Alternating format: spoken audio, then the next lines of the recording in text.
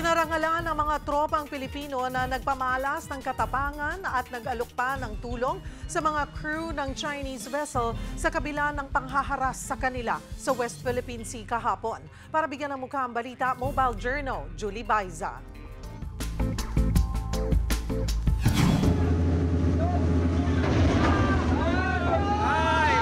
Kita sa video ang banggaan ng People's Liberation Army Navy Ship 164 at China Coast Guard Vessel 3104 sa Panatag Shoal o Bajo de Masinloc.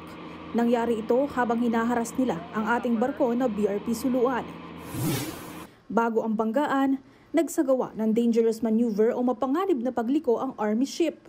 Nagasgasan man ang kanilang barko, hinabol pa rin ito ang BRP Suluan. Kahit nawasak ang unahan ng China Coast Guard, ayaw pa rin itong paawat sa pag-water cannon sa ating barko. Sa kabila nito, nag-alok pa rin ng tulong ang Philippine Coast Guard. We have medical personnel on board. Should you need any assistance, we are willing to provide assistance. Over. Bagay na hindi raw pinansin ng CCG.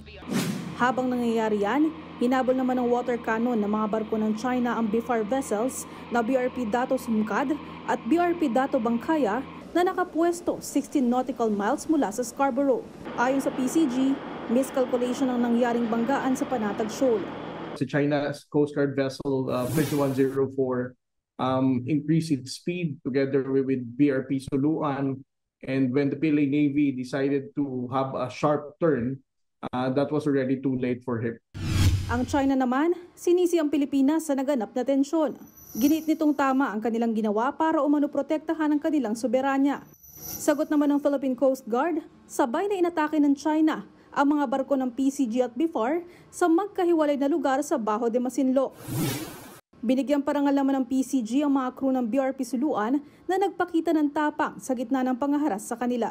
Mobile Journal, Julie Baiza po, hatid ang mukha ng balita.